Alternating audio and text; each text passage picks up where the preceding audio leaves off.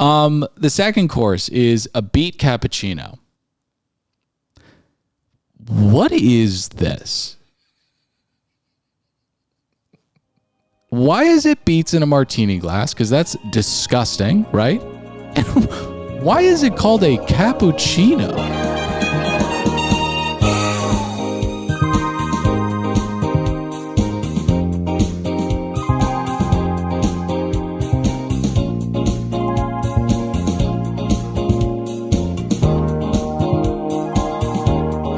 Welcome aboard.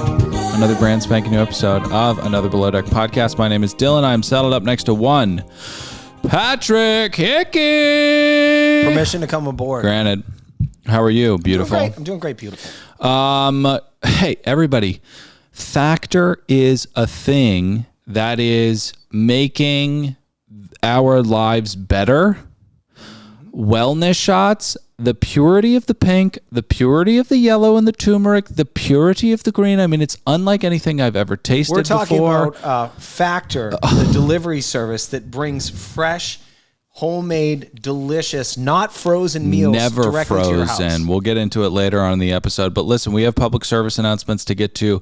Patrick, Love is Blind is our favorite show. Where can they listen to that? They can listen to it at patreon.com/anotherpodcastnetwork. It is some of our best work this season. Is amazing. Amazing. I'm sure if you're in all those different like groups and whatnot, people are talking about it. And maybe you've turned your back on it and said, you know, I'm a little too late to the race here. It's crazy. There's somebody that looks like Megan Fox on the show this season. Everyone is an adulterous piece of shit. I mean, it's just marvelous reality television. They are horrible. They're horrible. But I always tell Dylan, what makes great TV, reality TV? Horrible people. Yep. People that you dislike.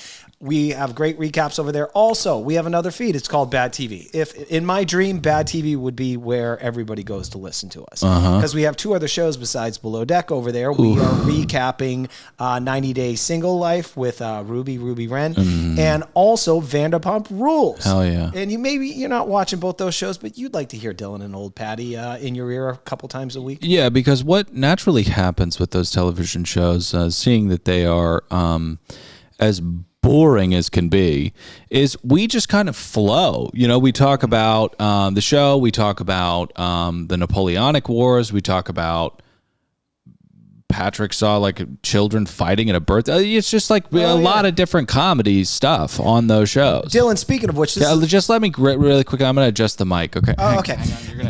All right. Okay. I'll talk. Is it okay if I let's go. Okay.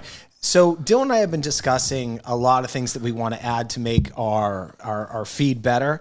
So at Bad TV, in a couple weeks, just a little tease here. I want to feel it out. See you guys in the comments section. Love it. We are going to be covering Vanderpump Rules and 90 Day Single Life, and we're going to add another show in that feed. It's a version of our Another Podcast show where Dylan and I just bring stuff in and we gab and goof about things that aren't tethered to reality TV. So if that excites you and that's something you'd like to hear, let us know in the comments. Yeah, I mean, the paywall stuff is going to be the stuff that is really the juiciest stuff, the personal stuff. I'm going to play my set from this weekend. So many people. I was so scared. We're going to go through the whole thing.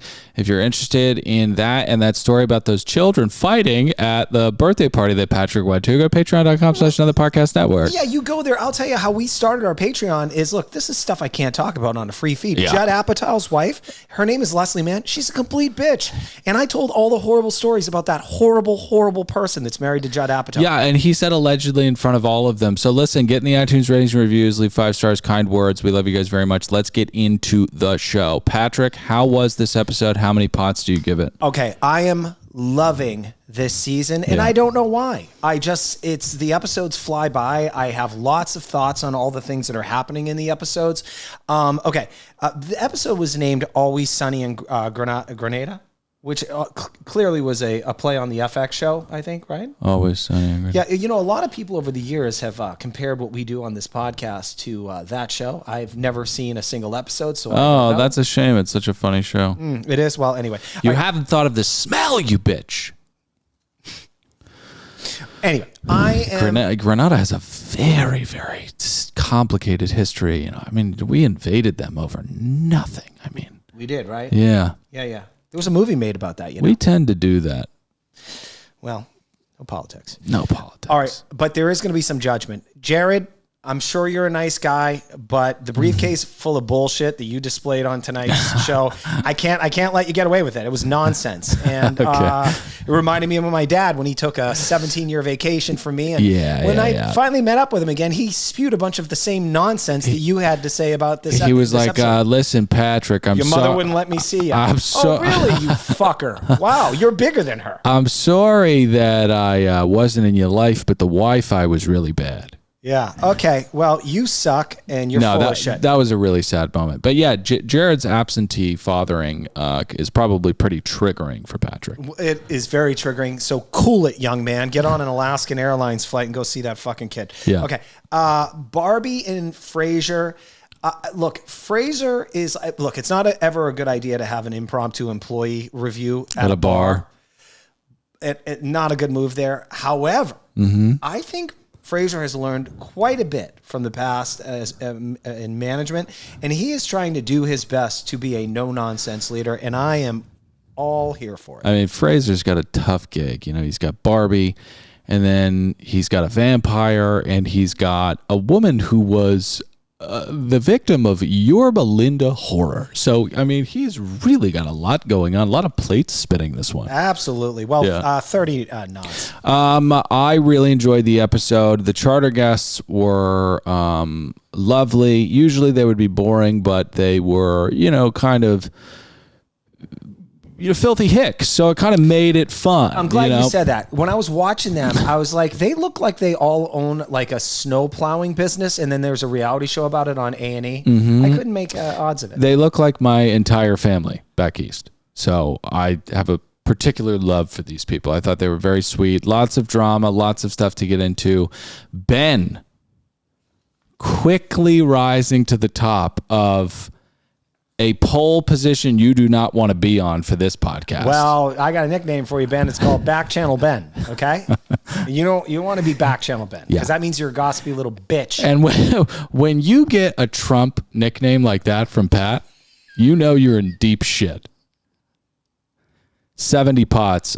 We kick things off at the poorhouse with Tyree. Nope, that is a sad man that sweats a lot. That is a different reality television show. We begin with Fraser reporting Barbie's poor behavior to Captain Carey.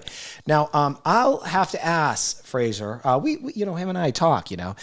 Fraser, get in my DMs. Were you reporting this to get it on the record so that Carey knew what a pain in the ass she was, or did you? Were you trying to get her fucking fired? I think it might be the former, and I like the play from Fraser. It kind of blows up in his face tonight because Kat is not suitable. I mean, she's treating the table like a Denny's that serves wine, and don't pour across the table and like lift your leg up to pour wine for somebody. I mean, listen, he's trying to get Barbie out of the equation, and for good reason. Listen, we saw in the recap that Fraser told the demon to be nice to Kat, and this was hot off the heels of hearing about the horrors of Yorba Linda. Now, Barbie was a little flustered by that, and she does. I know it's not her fault. She doesn't know what Kat went through, but the juxtaposition of the two different upbringings and one just being completely unable to be empathic or understanding towards somebody else. It's just, we got to give Barbie a little bit more time, I think. But man, Barbie and Ben are 1A and 1B. Right. I agree with that. All right. So Captain Carey here, unlike his predecessor, he doesn't have a pocket full of plane tickets, He used a little thing called reason to try and figure things out. Fraser should have just reported that Barbie insisted on making margaritas with orange juice. Then, of course, Captain Carey would have said, well, she's an insane person and no one's safe on the boat. You're not going to believe this. The other day, we were talking about margaritas, right? Margaritas. Yeah, margaritas. Just let me finish the story. So she wants to put orange juice in, and I say no. She pulls out a catalog from the 1950s. And I'm like, what are we doing? But no, Carrie asks a really good question. Is she good at anything? And that's a question that you have to ask because oftentimes it is not the case with these creatures. I mean, sometimes There's nothing they're there. really not good at anything. Yeah. So good cue from Captain Carey. A little landmine here for Fraser. Captain Carey thinks that Fraser, and it's just a tough name for us Americans. You know, is it a Z? Is it an SU? I mean, who knows? Fraser knows. Okay, so Carey thinks that Fraser might be a little too emotional. You don't want that brand, but I think these two are going to be absolutely fine. We move on. It's a big day, and we get to more Barbie stuff. She says that she had a father that applauded everything that she did. Parents, do not do this. Do not create weapons of mass destruction in human form. It is very irresponsible, and it's kind of pathetic. It's just too easy to do. Well, I think I'm doing it with my little Ellie. I'm creating a Barbie. Okay, so yeah, she says, this is Barbie. She says she was a daddy's girl, and daddy never gave her any negative feedback, even that one time that she burned her neighbor's house down. 2 elderly people lived there, Dill.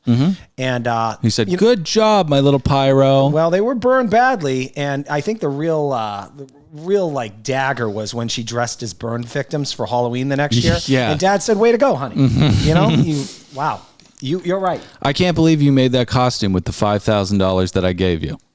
It's just like, my eyes are in the back of my head with this one.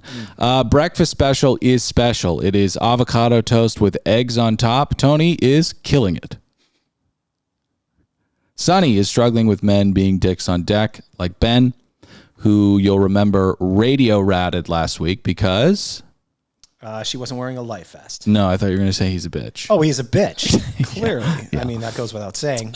So we head out for another beach picnic. Not a beach picnic, a beautiful ceremony by a waterfall. At the Andale Waterfalls. That's where Fraser goes to head out. No mangroves. Definitely not. It would have been magnificent had they been there, but they weren't there. So it's just a regular Imagine place. like a Lord of the Rings like waterfall made better by weeds with evil in them. You know? So let's get back to wherever you want to go next. Sure. All right. So Captain Carey, he chats with his fiance, and apparently he'll be officiating their wedding. What's her name? I don't want to fuck up the name. I gotta write the name down. Next time she's on screen, I'll not call her Golmeg. I'll call her by her given name. So here's my response. Here's my problem with, and this is like a good problem to have. We get screeners, and they put this watermark over. I can't fucking see anything. Can't see any of the subtitles. Right. Okay. So I can't fucking see anything. There's a conversation that takes place. I have no idea what was said. In Spanish? Yes. Yeah. Okay. So Barbie and Ben chat, and she shares that she's kind of into unattractive guys, and she only connects with souls, right? Mm-hmm. So she basically lets Ben know that he's in the friend zone, and also Kyle's in the friend zone. Yeah. Apparently, when she looked into Kyle's soul, it was drunk and it was shaking its cock at everyone. Mm-hmm. It was a man, kind of looked like Kyle, but it's his animus, so it's not actually him. But striking similarities. Laying on the ground, he's just been knocked out, and he still has a bottle of Buckfast in his hand, and he has puke on him. So she was like, what a weird soul. That's a very, very pained soul. But there's a lot of pain in that region. A lot of good poetry comes from that region. A lot of good, I think it's pretty much just poetry. Yeah. That's about it. Okay. So the thing about this that I picked up on is just Ben trafficking in scumbaggery once again. I mean, when she tells him that she's into Jared, he almost throws up in his mouth and is like, really? Then he goes and tells Kyle, and the guy is just trafficking in deceit and C-rat shit. I mean, my God, this guy. Well, I'm here. I appreciated Kyle in this moment when back channel Ben tells Kyle the news. Kyle's not fazed. He says, despite his soul basically being a bathtub of whiskey, he'll win at the end of the day. Yep. And I believe he will. So while Fraser is comparing Barbie to bacteria, she calls her mother. She speaks at her about how she doesn't feel valued, and then in a talking head, says, I don't quit because quitters are losers. I am a winner. She's the opposite of a loser, which makes her a winner. All of it makes sense. Barbie, listen to me. You are, in this moment, a C-rat. if you have won anything at this kind of junction or juncture, what is it? Is it junction or juncture? Juncture. If you've won anything up until this point, it is because you have been on the performance-enhancing drugs of deep pockets. And the fact that you have not accepted it or just with any ounce of humility makes you seem, once again, I'll say it as softly as I can, like a creature from hell. And I'm sorry for saying that, but it's just, she's very young. She's very young. But, Fraser has already deemed her a quote-unquote rotten apple. And rotten apple is one of my favorite porn performers, You know what her whole shtick is? She shits. And then a guy eats it. I don't want to... we're going to have to cut that. We're going to have to cut it. I'm so pissed off right now. You don't even watch that. I know you don't watch that. You couldn't possibly watch that. These kids, they're depraved.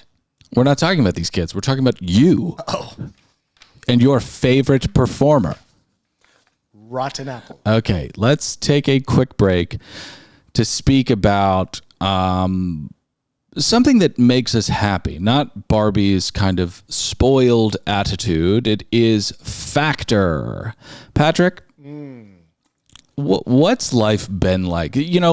That many have put a demarcation, a line in the sand with the time periods.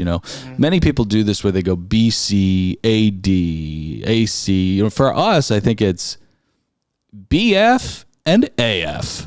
Oh yeah, right. Well, so my know what I'm talking about? Oh sure, I do. My latest delivery of Factor showed up. I think on Thursday.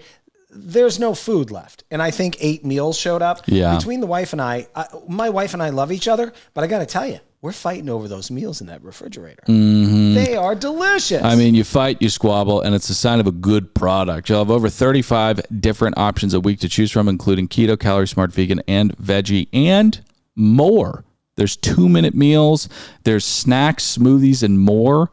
A wide variety of easy options for the entire day, like breakfast, midday bites, and more. It's flexible for your schedule. There's no prep. There's no mess. Factor meals are 100% ready to heat and eat. There's no prepping, cooking, or cleanup needed. Head to factormeals.com/belowdeck50 and use code belowdeck50 to get 50% off. That's code belowdeck50 at factormeals.com/belowdeck50 to get 50% off. Let's get back to the tea, huh? What do you say? We got Sunny and Ben. They clear the air, kind of. She says you kind of ticked me off when you called me out on the radio. He says, well, I'm sorry if that hurt you. And she says, well, yeah, that's why I had an attitude this morning. He said, yeah, you were a pretty moody bitch.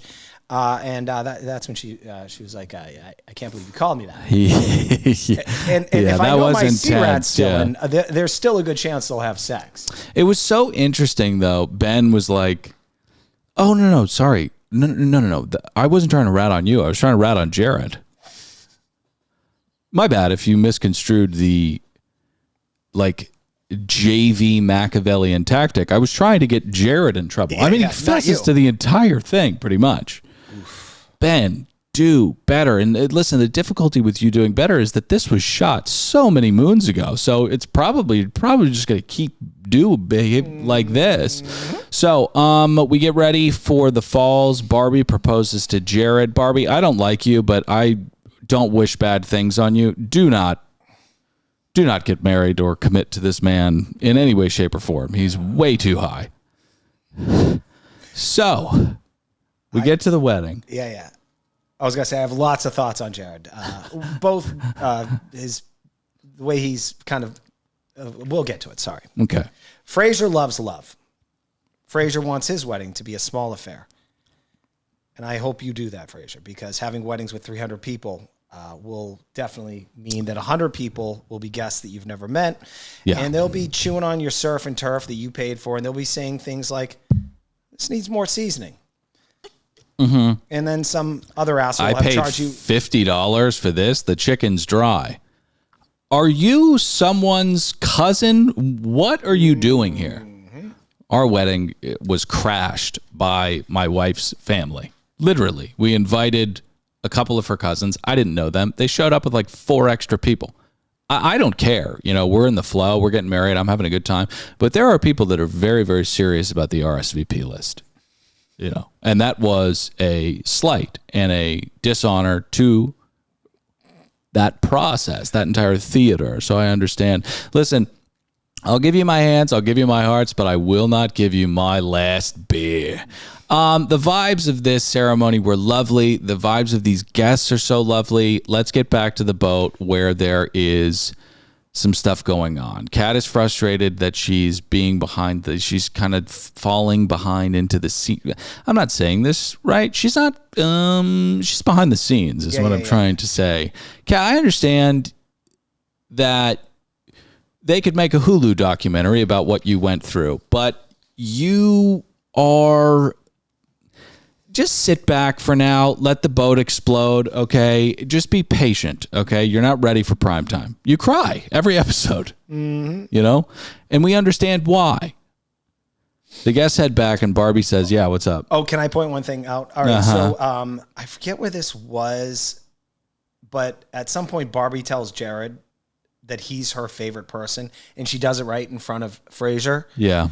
And then, like, the ghost of gay karma comes in and it throws her right the fuck off that chair. Dude, gay ghosts are very dangerous. They're very, very dangerous. They're fun as hell, and they're great dancers. And they know how to decorate a fucking living room, but do not get on their bad side. They'll throw you out of a fucking chair. Ghostbusters, like another gay ghost again. I mean, they're taking people out in droves. The guests head back. Barbie says that so when Barbie says that Jared is her favorite person, he laughs in this, I want to be careful here. Jared has the energy of someone who just ripped a gravity bong in a dirty living room with a bunch of people cheering for him. It's this, like, you pick your head up and you cough literally tissue out of your lungs and you have zero clue what's going on. And that is him at all hours. Forgive me, you're speaking of Jared, right? Yeah. Oh, he's definitely on booger sugar. Allegedly. Booger sugar. He's taking dabs in the toilet. His voice is always so congested. I know I'm going to be a dick right now, but he sounds like he's hauling lines all night. Okay, so allegedly, that's a subjective opinion, and it is irresponsible and hurtful, but it is subjective. So, it's really just guesswork. I mean, you're like a beagle right now. We get quite the C-Rat story from Chef Anthony. Yeah. Can I break down the game? Absolutely. When I watched this episode and I saw this part, I could think of nothing else, but I cannot wait for Pat to break this down. Because in terms of C-Rat sadness, this is... Listen, it's not quite your father was murdered. Go do great up there. No. It's not quite... you work for a production company. You lived a crazy, sad life, and we'd like to make a movie about it, but it is pretty fucking sad. Oh, yeah. Well, Chef Anthony, he likes to put love into his food, you know, because he needs love. He wants love, you know. And he had it at one time. He was married. Everything's going great. And then his uncle turned his wife into a C-Rat. Next thing you know, he's having sex with her. And now the holidays are awkward. At Christmas last year, Anthony said to his uncle near a tree, he said, happy holidays. And his uncle said, happy holidays. I'm living in your house now. Yeah. Mm-hmm. I thought for certain you were gearing up to say, smell my fingers. I mean, I was positive that was coming out of your mouth. But yeah, I mean, does family mean nothing to you, Tony's uncle? I mean, how could you do this to your brother and or sister's son? She was hot. Let's get to the nighttime. Barbie is yanked off of service. Fraser, I think, is trying to set Kat up to take over.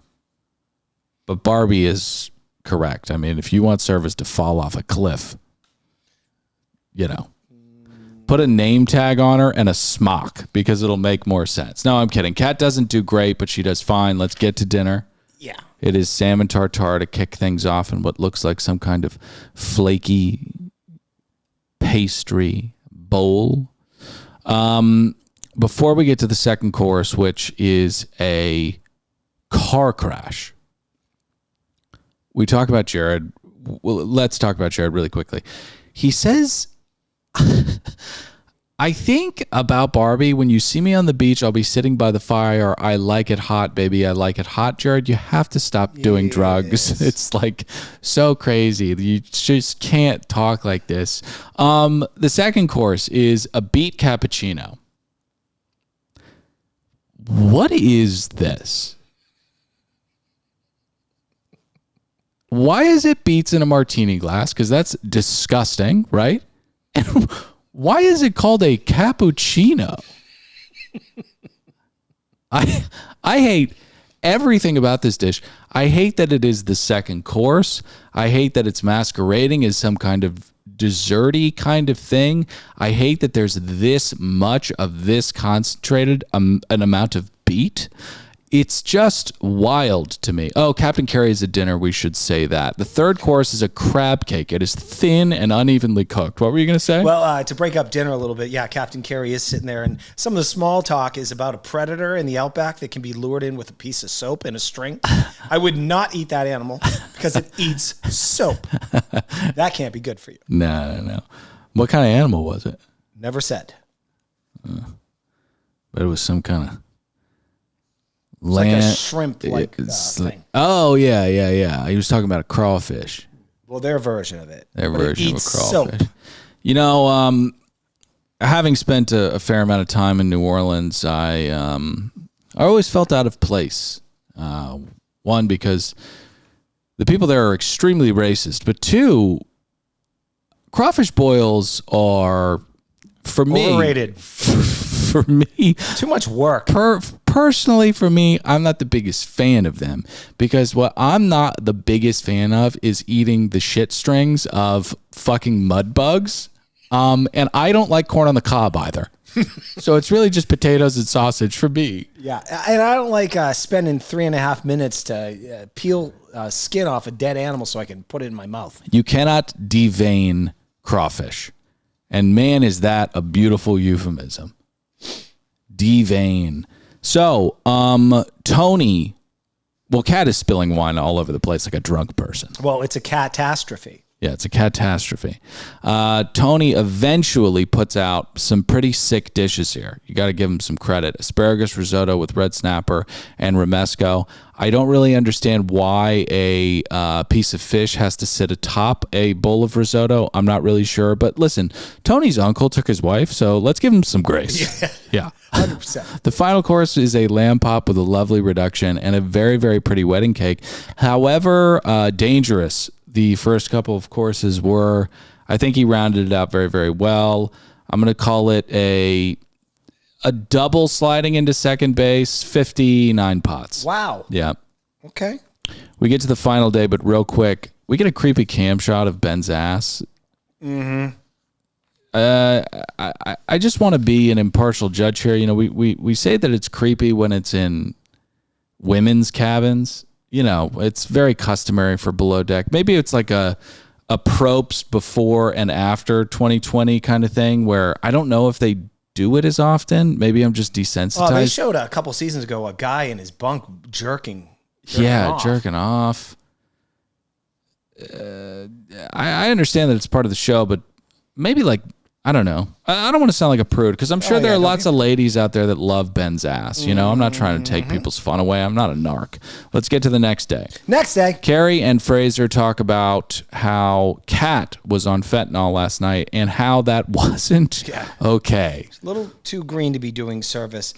I think Fraser was prepping Kat so he could fire Barbie at any moment and not miss a beat. This industry has a habit of not firing people. People don't get fired in this world mainly because they don't have someone to replace them. Right. Dylan and I just recapped a season of Med where Chef, what was that idiot's name that was a psychopath? Chef Adam, yeah. Yeah. He basically tried to poison guests 3 times by serving them onions. Yeah. And then we also had someone that did get fired. This was a misstep for serving nachos with microwave corn on them. The corn wasn't microwaved. It was, I think it was cold. Right. Well, this was a Sandy misstep. She replaced her with a janitor from a whale hunting vessel named Dushka. Yeah. And that didn't go well either. So, you know, you can't win. No, you can't cook rotten pork in stainless steel pans with no lipid on the bottom. What will happen is the fond is not even anything that you want to deglaze. It is nothing but poison. And Dushka smoked while she cooked. Yeah. And fire alarms got set off. Sandy was like, hey, it's nothing to worry about. Can I tell you, as a little kid, you don't even know. All right, so I used to go to this diner, and the lady cooking my breakfast had a cigarette in her mouth. The ashes I could see were falling into my eggs. Yeah, it's S&P. You know, they say S&P, salt and pepper. It for her is salt and Pall Mall. Pall Mall ash was going, the red kind, classic Pall Mall, hundreds long, just sucked them down all day. Also, lest we forget, Kiko, who served a bunch of black people Domino brownies at the behest Vegas night? of Hannah. You know, Vegas, one of the culinary hotbeds of America. Now, it's not good. Like, you know, it's all... Vegas cuisine is like going to Mr. Chow's in Beverly Hills. You'll pay $56 for a plate of orange chicken. Is it a lot better than Panda Express? Not really, but you're in Vegas, baby. Gosh, makes me incensed. So, the guests depart. Oh, no. First we dock, and despite Jared having zero idea what units of measurement are as kind of an app, as a concept, I'm going to have to work at that. they do dock without killing everybody. The guests depart. We get a little on Jared, Alaskan daughter. Here we go. Jared, get the popcorn ready. Here we go. Well, actually, they're asking, the crew is asking Jared, like, hey, what's up? You know, he's like, well, I have a 3-year-old daughter. I've never met her in person. And they're as confused as this podcaster is. Yeah. He blabs on about the reasons why he hasn't met her. He's essentially blaming the baby mama and concludes his rambling nonsense by saying he's working to correct it. But it's hard to, this is him, it's hard to sew back a wound without leaving a scar. Forgive me for saying this, but stop with the loser talk, loser. I sound judgy, but it's because I'm judging. You're a father. No one's holding your daughter hostage. Get on a fucking plane, you loser. Yeah. And if you're hearing this, don't hate me for saying this. I don't give a shit what you think, you knuckle-dragging fucker. Stop with the excuses. The longer it goes on without meeting her, the tougher it's going to be to form a bond with her. And I know this firsthand. Yeah. Yeah. Was that a little... No, it's fine. And listen, like, you know, to be fearful of scars is to just give up. You know, I mean, that's what life is. You have to weather these things, and you have to be brave enough to do so. You can't just cower and then blame life for your unhappiness. You know, it's just sad to see people doing that. Mm-hmm.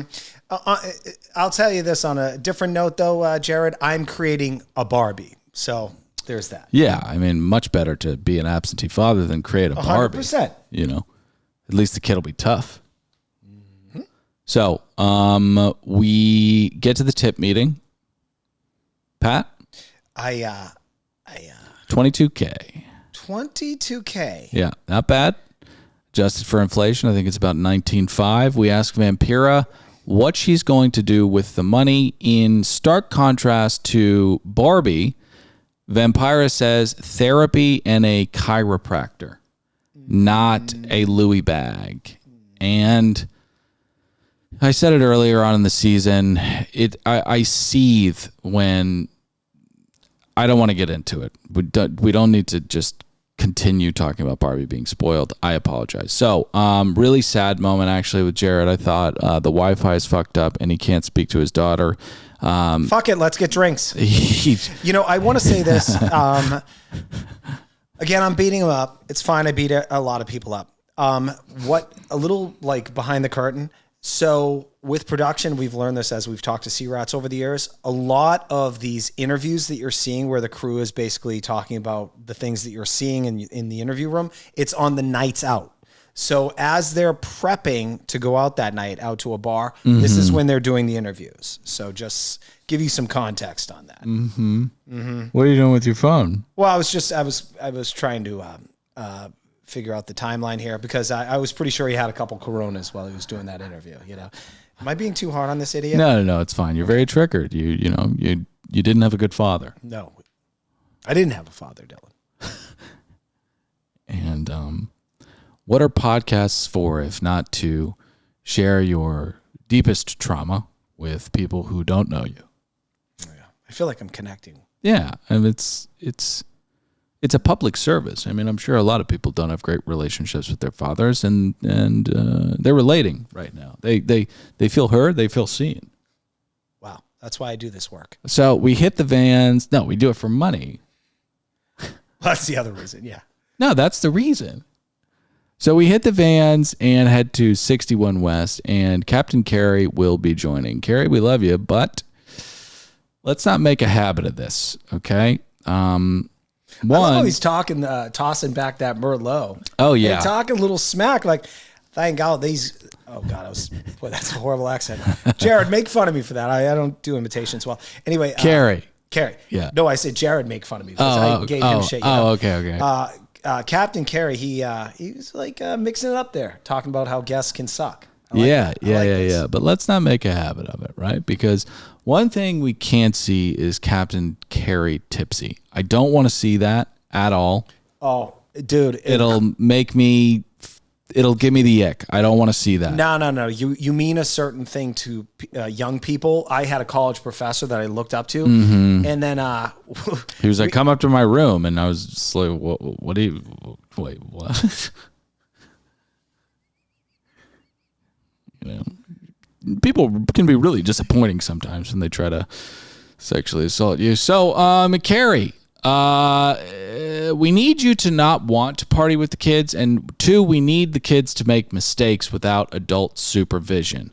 But he leaves in a timely manner. That will not stop Jared. He smashes a glass and kicks a chair in front of his boss. I don't think there's any way this guy's making it the whole season. I don't think there's any fucking way. Don't think so either. And as a result of Jared doing this, I believe Barbie deems him a sloppy drunk and a turnoff. And then she says, "Where's Kyle?" Yeah. And Ben calls this out in front of Jared like a dick. Ben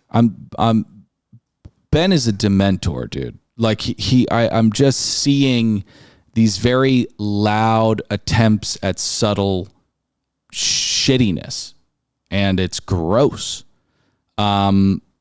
If we only had someone to call him a dick to his face, enter powerful Quebecois warrior princess Sunny. She says, "You're trying to embarrass people and get people in trouble." And he says, "Oh, no. That's just being cheeky." God, I hope I just pray she doesn't hook up with him again. I pray. At least not tonight. Hey, Jared, just to be fair to you, I dislike Ben more than I dislike you. Yeah, he's never called you a bitch. You know, silver lining. So Kat is not getting along with everyone. She's very sensitive and feels like she's being bland. Well, Kat, if we're trying to go out and get blacked out, don't recommend go fish, okay? She begins breaking down, and Fraser takes her aside and consoles her. Fraser is really... He's got a lot going on. This is a night out. This is when you're supposed to be like relaxing. Yeah. He's putting out a lot of fires. He's taking care of Kat. Putting out a lot of fires, but he has a high wire act here because he recognizes that Kat has been through all that stuff in Yorba Linda. And he recognizes that Kat is emotionally unstable right now in this environment, but he also recognizes that Barbie is a demon and he needs Kat to usurp her. So he has to imbue Kat with the potential he needs her to have. It's a very, very difficult thing to do. Let's see what happens next week. I know Fraser and Barbie chat, that will be at the beginning of next the first episode. 5 minutes of the next episode. Get in the iTunes rating reviews, leave 5 stars, kind words. Follow me, Dylan Pete Wren, Patrick Hickey 500, another podcast network. No, patreon.com/another podcast network and more. Also, in the Another Below Deck podcast feed on Facebook, let us know if Patty was a little too hard on Jared. Yeah, sure. Let us know. There's a great community over there. We have an amazing administrator, Chief Stu. What's up? See you guys next week. I'm Dylan saying goodbye. Pat, say goodbye. Later,